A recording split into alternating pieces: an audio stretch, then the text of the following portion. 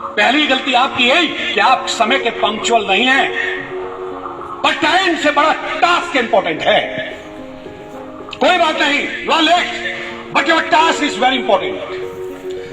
यदि आपको अपना टास्क पता नहीं, यदि आपको अपना गोल पता नहीं, आप किस रास्ते जाना है, आपको पहुंचना कहां है, तो आप कुछ भी हासिल नहीं कर सकते। आपको पता होना चाहिए आपका टास्क क्या है। अपने टास्क को लेकर आप आगे बढ़िए और अपने रास्ते के अंदर कितने ही बाधाएं आ जाएं, उसको आप खत्म करते हुए आगे चले। मैं तो यही कहता हूं, ऐसा काम करो कि पहचान बन जाए, ऐसा काम करो कि पहचान बन जाए, हर कदम ऐसा चलो कि निशान बन जाए। जीवन तो सब लोग ऐसे ही जी लेते हैं, जियो तो इस कदर कि आपका जीवन एक नया मिसाल बन जाए, एक नया मिसाल बन जाए। कक्षा 12 के बच्चे खड़े हैं, सबको मैं डेली आता हूं, सबसे कहता हूं, आप जो ये काम कर रहे हैं, फिर मैं आपको बता रहा हूं, क्लास 4 सीबीएसई का रिजल्ट आपके सामने है, सीबीएसई का एग्जाम आपके सामने है, ये सब बेकार है। एक घटना सुनाऊंगा, काल्पनिक हो सकती है लेकिन सत्यता की प्रतीक है, शुद्ध सत्य निकलेगा। एक बार एक मूर्तिकार किसी मूर्ति वाले के पास गया, उसने कहा मुझे एक मूर्ति चाहिए भगवान की, मुझे मेरे मंदिर में सजानी है।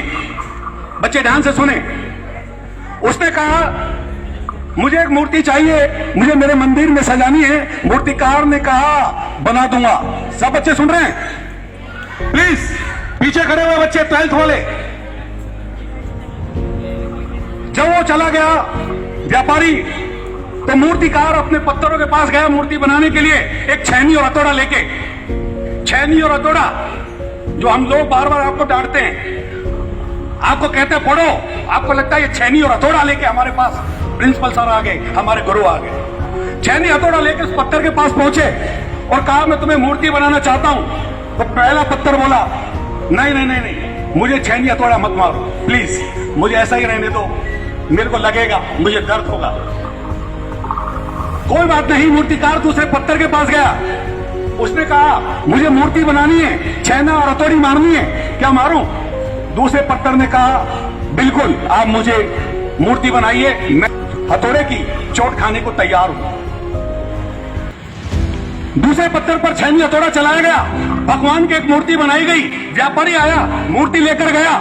जब वो मूर्ति लेने पहुंचा और मूर्ति लेकर जा रहा था, तो उसने कहा मैं इस पत्थर को भी ले जाऊं क्या, जो पत्थर पहले वाला पड़ा था। उसने कहा इस पत्थर का क्या करोगे, इसकी तो कोई वैल्यू नहीं है। उसने कहा नहीं, इसकी वैल्यू भी है। बोले क्या? बोला ये मूर्ति जिस मंदिर में सजेगी, वहां नारियल फोड़ने के लिए मुझे पत्थर भी चाहिए, नारियल फोड़ने के लिए पत्थर भी चाहिए। और वह व्यापारी वो पत्थर लेकर उस मंदिर पर चला गया, पत्थर को बाहर रख दिया, मूर्ति को भगवान के मंदिर में सजा दिया। मूर्ति की डेली पूजा होने लगी, उसका डेली पूजा के रूप में, भगवान के रूप में लोग उनके आदर करने आते गए, मंदिर को सजाते गए। एक दिन वो पत्थर बेचारा रोता हुआ रुआसा हुआ उस मूर्ति के पास पहुंचा।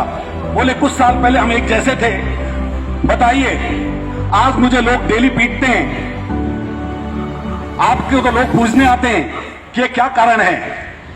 तो उस मूर्ति ने कहा देखो, यदि तुम उस साल पीट लिए होते तो एक बार पिटाई होती तो आज मेरी तरह यहां पूजे जाते, लेकिन तुमने अपने आप को चोट लगने से मना कर दिया। आज तुम हर दिन पीटे जा रहे हो, हर दिन पीटे जा रहे हो, हर दिन पीटे जा रहे हो। ऐसा ही भविष्य होगा। आज की मेहनत यदि तुम रेगुलर करोगे, जीवन सक्सेस होगा, सफल होगा, आगे बढ़ोगे। लेकिन आज अपनी मेहनत से जी चुरा लिया, आज की चोट से जी चुरा लिया, तो भविष्य में उस पत्थर के रूप में हमेशा पीटे जाते रहोगे, हमेशा पीटे जाते रहोगे।